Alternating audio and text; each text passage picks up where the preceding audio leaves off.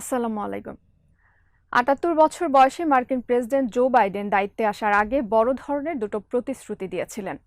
মার্কিন যুক্তরাষ্ট্রকে শাসন করার পদ্ধতিতে পরিবর্তন নিয়ে আসা এবং দেশের বাইরে আমেরিকার কৌশল পরিবর্তন করে যুক্তরাষ্ট্রের ভাবমূর্তি উজ্জ্বল করা। তবে এখনো পর্যন্ত তাতে খুব বেশি অগ্রগতি চোখে পড়েনি। প্রেসিডেন্ট বাইডেনের এই দুটো উদ্দেশ্য ও প্রতিশ্রুতি মুখ থুবড়ে পড়ে গেলেও অবাক হওয়ার কিছু থাকবে না। প্রথম ৯ মাসে প্রেসিডেন্ট বাইডেন যুক্তরাষ্ট্রের প্রধান ৪টি আধিপত্যবাদী খাত তেল, প্রযুক্তি, ঔষধ শিল্প ও সামরিক খাতে অনেকটাই হোঁচট খেয়েছেন। বিশেষ করে আফগানিস্তান থেকে সেনা প্রত্যাহার বাইডেনের সফলতার সম্ভাবনাকে অনেকটাই ম্লান করে দিয়েছে। বিডিবিজ ইনফোটেনমেন্টে স্বাগত জানাচ্ছি, আমি রিক্তা ইসলাম। বাইডেন প্রশাসনের কূটনৈতিক সাফল্যের নানা দিক নিয়ে থাকছে আজকের প্রতিবেদন।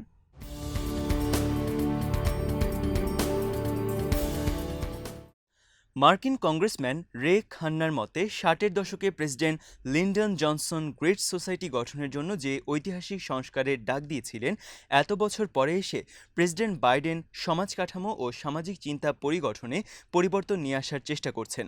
মহামারী পরবর্তী সময়ে মার্কিন নাগরিকদের জীবনমান উন্নত করার জন্য বাইডেন জোরে সোরে কাজ শুরু করেছেন। ক্ষতিগ্রস্ত কাঠামোগুলোর সংস্কার, জলবায়ু পরিবর্তনের অংশ হিসেবে জাতীয় অর্থনীতিকে ক্রমাগতভাবে সবুজ অর্থনীতিতে রূপান্তর এবং সামাজিক নিরাপত্তা নিশ্চিতে তিনি অনেকগুলো পদক্ষেপ গ্রহণ করেছেন।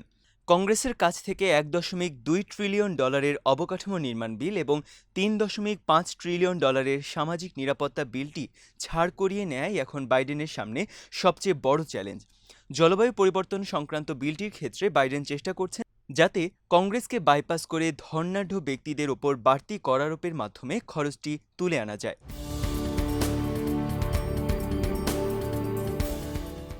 প্রতিটি বিলের ক্ষেত্রেই বাইডেন প্রতিদ্বন্দ্বী রিপাবলিকান তো বটেই, এমনকি নিজ দল ডেমোক্র্যাটদের কাছ থেকেও বিরোধিতার মুখে পড়েছেন। এই বিল দুটো একটি অপরটির পরিপূরক। সামাজিক নিরাপত্তা বেষ্টনীর বিলটি পাশ না হলে অবকাঠামো খাতের বিলটিও কার্যকর করা সম্ভব হবে না।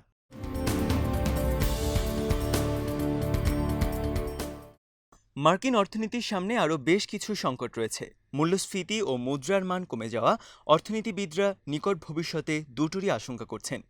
ঋণ প্রদান ও ঋণ আদায় নিয়েও নানা ধরনের সংকট দেখা দিয়েছে। পরিস্থিতি নিয়ন্ত্রণ করা না গেলে বাধ্য হয়ে মার্কিন ফেডারেল প্রশাসনকে আরেকটি শাটডাউনের কথাও বিবেচনা করতে হতে পারে।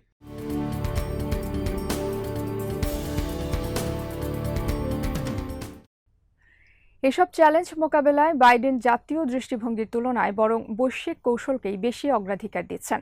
জাতিসংঘের সাধারণ অধিবেশনে ভাষণ দেওয়ার সময় তিনি এমনটাই ইঙ্গিত দিয়েছেন।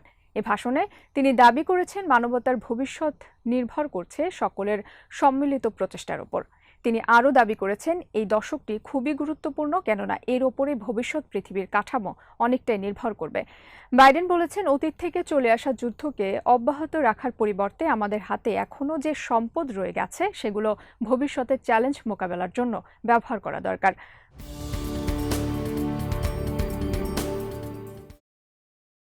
প্রেসিডেন্ট বাইডেন বলেন, সাম্প্রতিক সময়ে তার দেশ অনেকগুলো দেশের সাথে জোট গঠন করেছে, আবার কিছু দেশের সাথে অংশীদারিত্বমূলক সম্পর্ক রচনা করেছে, যার মূল উদ্দেশ্যই হল নিরাপত্তা ও উন্নয়ন নিশ্চিত করা। বাইডেন তার ভাষণে আলাদা করে ন্যাটো ও European Union, Quad, African Union এবং আসিয়ানে যুক্তরাষ্ট্রের ভূমিকার বিষয়টি পরিষ্কার করেন।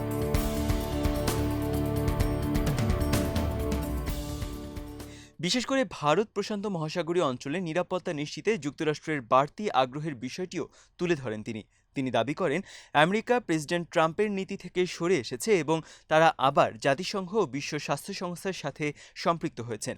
পাশাপাশি প্যারিস জলবায়ু চুক্তিতেও যুক্তরাষ্ট্র ফিরছে এবং আবারও যুক্তরাষ্ট্র জাতিসংঘের মানবাধিকার কাউন্সিলের আসনের জন্য প্রতিদ্বন্দ্বিতা করবে বলেও তিনি নিশ্চিত করেছেন।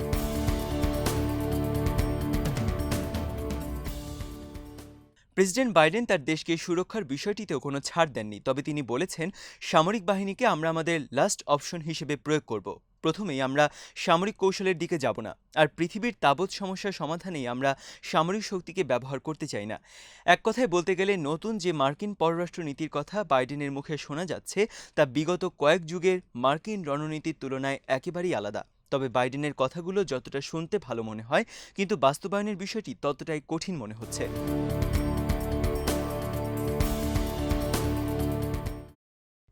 বাইডেন বিবেচনা করছেন যেভাবে এতদিন দুর্বল দেশগুলোর ওপর শক্তিশালী দেশগুলো ছড়ি ঘুরিয়েছে তার অব্যাহত রাখা যাবে না।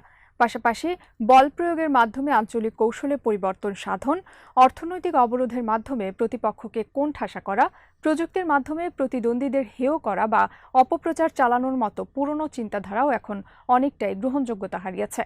অন্য কোনো দেশ যদি এসব কৌশল অনুসরণও করে, আমেরিকার জন্য তা করা আর যৌক্তিক হবে কিনা তা নিয়েও বাইডেন ভাবতে শুরু করেছেন।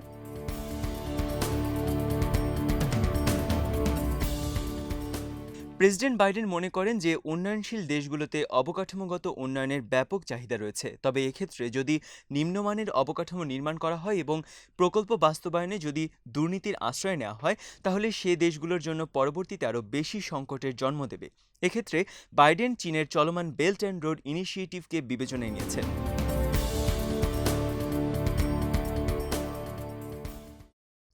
চীন এই প্রকল্পটি বাস্তবায়ন করে বেশ কয়েকটি দেশে যে ইতিবাচক ভাবমূর্তি তৈরি করেছে, যেখানে আমেরিকা ও পশ্চিমা দেশগুলো অনেকটাই পিছিয়ে।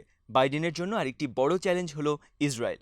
এতদিন যেভাবে প্রকাশ্যে ও যেনতেনভাবে যুক্তরাষ্ট্র ইসরায়েলকে সমর্থন দিয়ে গেছে, তা অব্যাহত থাকলে যুক্তরাষ্ট্রের গ্রহণযোগ্যতা প্রশ্নের মুখে পড়বে।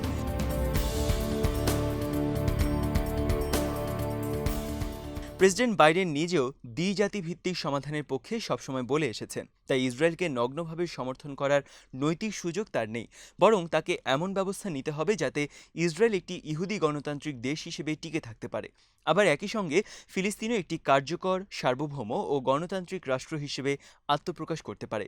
কিন্তু এখনও পর্যন্ত বাইডেন ইসরায়েল নীতিতে তার পূর্বসূরিদের পদক্ষেপ অনুসরণ করে যাওয়ায় তার দ্বিরাষ্ট্রভিত্তিক চিন্তাধারাটা অনেকটাই প্রশ্নের মুখে পড়েছে।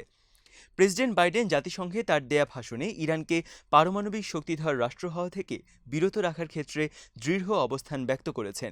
ইরান যদি এই শর্ত মানে, তাহলে ইরানের সাথে তিনি গ্রহণযোগ্য চুক্তিতেও যেতে আগ্রহ প্রকাশ করেছেন।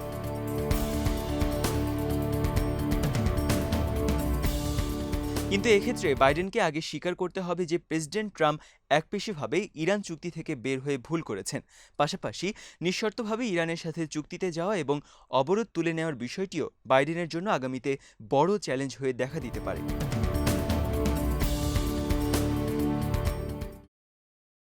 প্রেসিডেন্ট বাইডেন স্বীকার করেছেন, কর্তৃত্বপরায়ণ মানসিকতার কারণে পরাশক্তিগুলো বিশ্বে গণতন্ত্রের অনুশীলনকেই প্রশ্নের মুখে ফেলেছে। গণতন্ত্র এখন শুধুমাত্র দুর্নীতি বিরোধী জনশক্তি, মানবাধিকার কর্মী, সাংবাদিকদের মুখে। বেলারুশ, মিয়ানমার, সিরিয়া, কিউবা ও ভেনেজুয়েলায় শান্তিপূর্ণ প্রতিবাদকারীদের মুখের ভাষা আর পোস্টারের স্লোগান ছাড়া আর কোথাও নেই।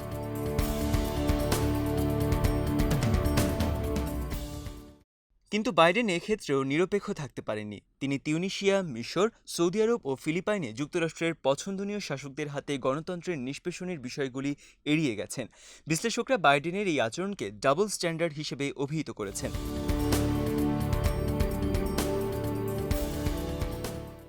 চীনের ক্ষেত্রেও বাইডেনের আচরণ পরিষ্কার নয়। একদিকে জলবায়ু চ্যালেঞ্জ মোকাবেলা ও মহামারী নিয়ন্ত্রণে তিনি চীনের সহযোগিতা কামনা করেছেন, আবার তাইওয়ান, হংকং ও জিনজিয়াং ইস্যুতে তিনি চীনকে কোণঠাসা করতে চাইছেন। এভাবে একই সাথে দুটো বিপরীতধর্মী আচরণ করে আদৌ কি কোনো সমস্যার সমাধান করা সম্ভব?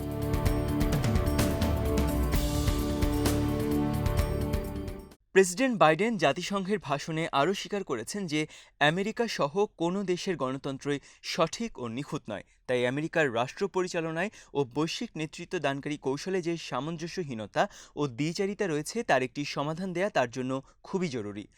এটি পরিষ্কার যে মধ্যপ্রাচ্য ও মধ্য এশিয়ায় মার্কিন যুক্তরাষ্ট্রের শক্তি প্রয়োগের কৌশল ব্যর্থ হয়েছে, তাই বাধ্য হয়ে বাইডেন এখন এত সব নীতির কথা বলছে। তবে বাইডেনের এই কৌশল বাস্তবায়নও সহজ কিছু নয়। যদি এসব সুন্দর নীতি কথা তিনি বাস্তবায়ন করতে চান, তাহলে সকলের সাথে সমঝোতা করার মানসিকতা নিয়ে আলোচনায় বসতে হবে। ছোট দেশগুলোর কথাও শুনতে হবে, প্রতিপক্ষকে সুযোগ দিতে হবে। আমেরিকার জন্য এর কোনোটি সহজ নয়।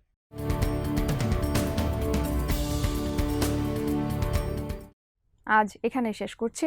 সমরাস্ত্র, প্রতিরক্ষা ও কূটনীতির নানা তথ্য জানতে চোখ রাখুন বিডিভিউজ ইনফোটেনমেন্টে। চ্যানেলটি ভালো লাগলে সাবস্ক্রাইব করুন। সংযুক্ত থাকুন আমাদের ফেসবুক পেজে। আল্লাহ হাফেজ।